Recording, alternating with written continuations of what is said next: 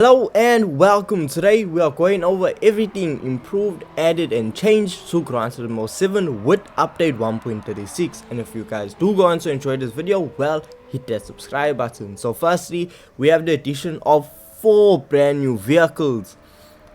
Technically, okay, so today we are receiving a Chevrolet Corvette C1 from 1958 that should be coming from the legendary dealership. Then we have the Maserati MC20 from 2020.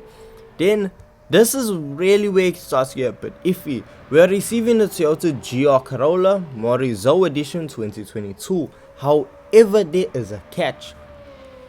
The car will be available to experience in round 7 of the Toyota Gazoo Racing GT Cup on the 27th of August.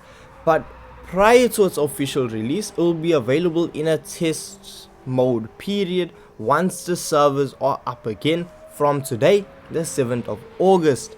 Then, additionally, players who enter and compete in the cup and actually have points from any rounds using their online ID will receive this vehicle as a gift.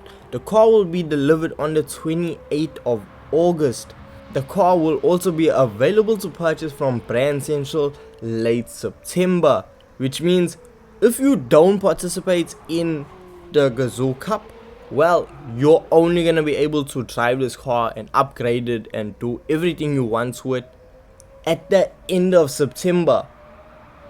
And the same goes for the Toyota Ambulance High Medic 2021. This car, you'll receive it early as a gift by entering the gift viewers campaign banner on the top right of the world map and watching the Nations Cup broadcast that is taking place from the 11th to 12th of August. Now, depending on when you watch this car, the car will be delivered either on the 14th of August or on the 21st. I don't know why they're not just giving everyone on the same day, but so that's the story. The car will be available from Brand Central late September, just like the Corolla. Hence why I'm saying we aren't actually going to be able to just jump straight in. We aren't getting these cars right now, and if you don't do what I told you to do, you're only getting these cars at the end of September.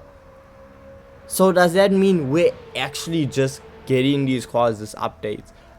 Then a new livery has been added to the Nissan GTR Nismo G3. Now this is to go along with the release of Gran Turismo the movies, and players can receive this GT movie livery edition GTR as a gift by watching the trailer from the celebrate the release of Gran Turismo movie. The banner on the world map from the 7th of August to late September. So world circuits, we are receiving 4 brand new events. One around Michelin Raceway Road Atlanta, that is going to be an American Sunday Cup 600. Then we are receiving 2 hypercar parades, one around Dragon Trail and one around Red Bull Ring. And then finally we are receiving a WTC 800 around High Speed Ring. Then in Brand Central we receive 2 museums being added to BAC as well as Fanatec. Then under Scapes we received a fire station location, so for all the photographers in game this should be an absolute banger. Then in the cafe we received 3 brand new extra menu books, so this is going to be for collecting Maserati, Aston Martin as well as K cars. Then they also added a bunch of new conversations in the cafe. They are on screen right now if you are interested. Then with GT Auto they have added brand new engine swaps, so we are receiving an engine swap for the Chevrolet Camaro Z28 from 1989, the Chevrolet Corvette Z01 C4 from 1989, the Ford Mustang Boss 429 from 1969, the Ford Shelby GT350R from 2016, as well as the Shelby GT350 from 1965. Now I'm going to be making a separate engine swap video as I always do, so hit that notification button so you don't miss out once it goes live. Now that is everything that has been added with this update. Now if we move on over to the improvements and adjustments, we see physics simulation model. What could this mean? Have they really adjusted the physics? In my opinion, no.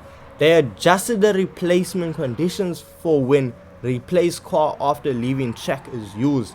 Now the only time I think I've seen that setting to say has been when I'm creating a custom race. Then turned the default settings for auto drive to off when the assist preset selection is set to intermediate in the assist settings. Then in the used and legends dealership, this is actually something interesting and it's actually a nice addition.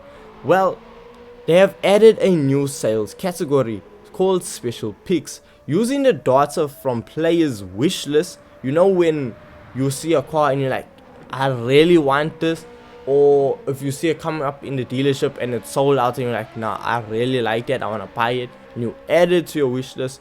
Well, Gran Turismo has used that data and implemented the special picks. So this is gonna really change how the way we use, and it's gonna let other players know, okay, these may be important vehicles, because I know a lot of players have used the wish list for the 3 legendary cars to win at Le Mans. So that is a well improved update. Then under world circuits, the recommended car will now be displayed from the hints button on the event information screen. This display will only appear if set, so you have to really go into settings and add this. However, if you don't, it's fine, it's not a train wreck. The name of the car manufacturer will now be displayed for the races where regulation specified car is set, so that will just help out when picking a vehicle. Next up, music rally, they fixed drift. Drift had an issue where progress would just stop sometimes. Well, they fixed it.